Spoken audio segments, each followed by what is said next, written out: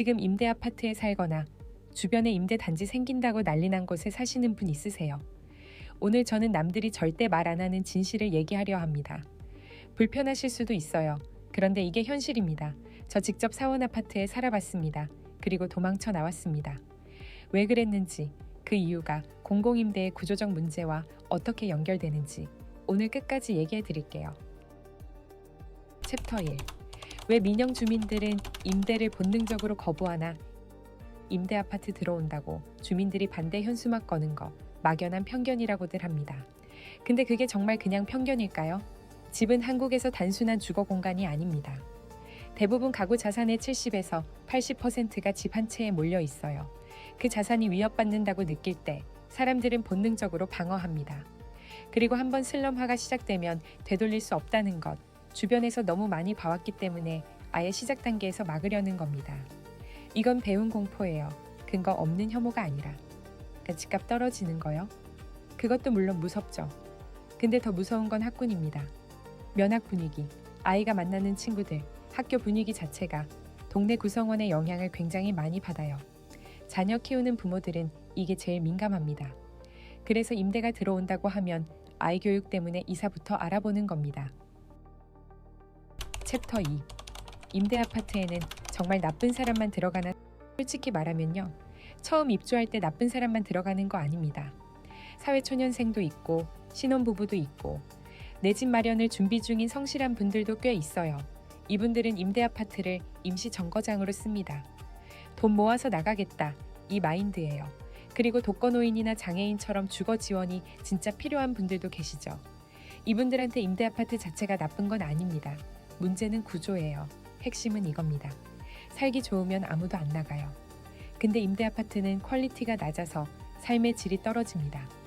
방음도 안 되고 결로도 심하고 주차 전쟁에 공용시설도 부실해요. 이런 환경을 버티지 못하는 사람들, 즉 성실하게 앞날 준비하는 사람들은 자산 모이는 순간 바로 나갑니다. 문제는 그 다음이에요. 나갈 의지도 능력도 없는 이 환경에 적응해버린 부류들만 남게 되는 거죠. 이게 바로 역선택입니다. 시간이 지날수록 인적 구성이 점점 나빠지는 구조예요. 챕터 3. 제가 실제로 겪었습니다. 저 실제로 회사 사원 아파트에 들어간 적 있어요.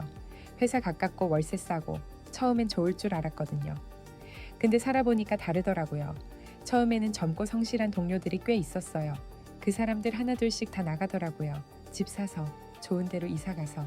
그 자리에 누가 채워지냐 하면 여기서 제가 너무 구체적으로 말하면 안 될 것 같고요. 그냥 분위기 자체가 바뀌는 걸 느꼈어요. 기초 질서 안 지키는 사람, 공공기물 함부로 쓰는 사람, 이웃한테 피해 주는 거, 아무렇지도 않게 생각하는 사람들이 주류가 되기 시작했어요. 저는 그 환경이 나를 물들이겠다 싶어서 나왔습니다.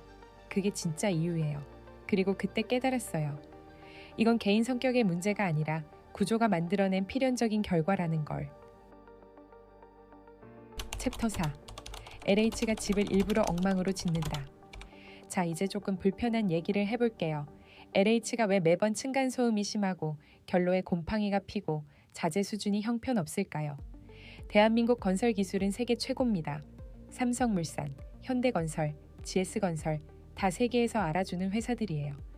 근데 LH는 왜 맨날 그 모양일까요? 답은 간단합니다. 좋게 지으면 아무도 안 나가기 때문이에요. 임대 아파트는 순환이 돼야 운영됩니다.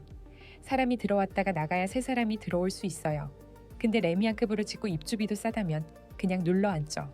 평생. 그래서 어느 정도 불편하게 만들어야 사람들이 탈출 욕구를 느끼고 나가는 겁니다. 이게 소름 돋는 현실이에요. 국가가 공인한 불편한 임시 거처인 거죠. 근데 이 전략에 심각한 부작용이 있어요. 이 불편함을 참지 못하고 나가는 사람은 누구냐? 탈출 의지와 능력이 있는 성실한 사람들이에요.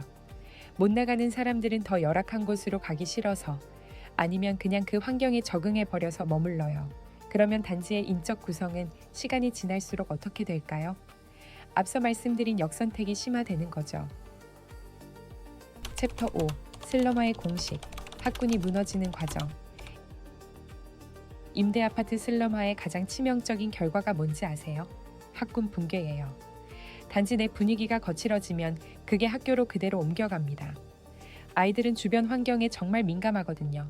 기초 질서를 지키지 않는 가정의 아이들이 학교에서 주류가 되기 시작하면 면학 분위기 자체가 흔들립니다.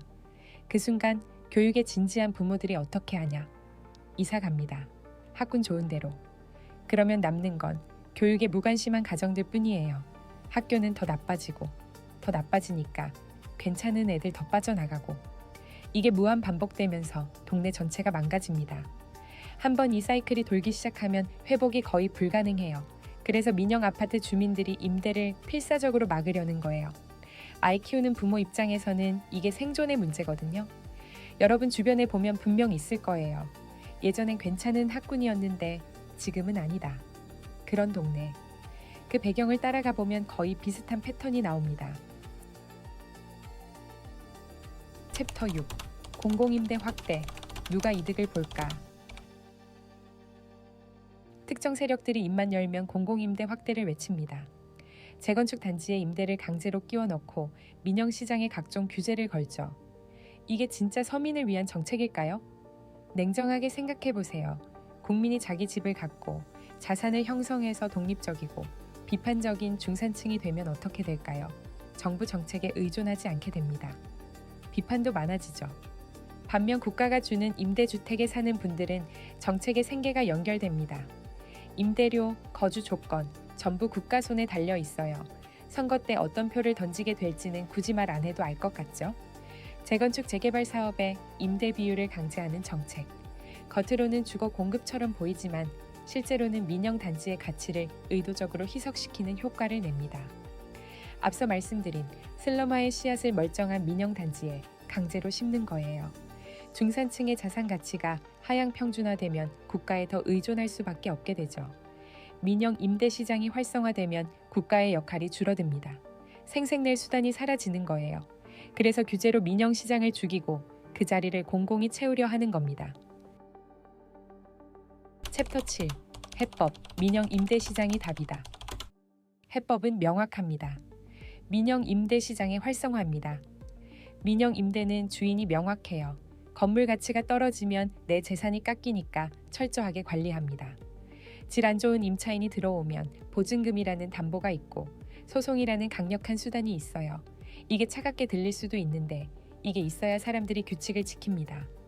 내 보증금이 걸려 있으면 아무리 화가 나도 층간소음 일으키거나 공공시설 망가뜨리는 행동을 함부로 못해요. 나라가 관리하면 잘 된다는 건 이상론입니다. 내 것이 아니면 아무도 안 아낍니다. 시장 원리가 가장 강력한 자정작용이에요. 오늘 드린 얘기 정리할게요. 임대 아파트는 안주할 곳이 아닙니다. 최대한 빨리 벗어나야 할 임시 정거장이에요. 환경이 사람을 만듭니다. 수준 낮은 환경에 오래 있으면 나도 모르게 그 기준에 익숙해집니다. 제가 사원 아파트에서 배운 가장 큰 교훈이 이거예요. 국가가 내 삶을 책임져 줄 거라는 환상을 버리세요. 책임 없는 권리 뒤에 숨지 마시고 스스로 힘을 키워서 민영시장의 당당한 주인이 되십시오. 오늘 영상 도움됐다면 구독과 좋아요 부탁드립니다. 영상 길게 봐주셔서 진심으로 감사드립니다. 오늘 내용이 도움되셨다면 구독과 좋아요 꾹! 경제와 정치는 룰루비대와 여러분의 생각은 어떠세요?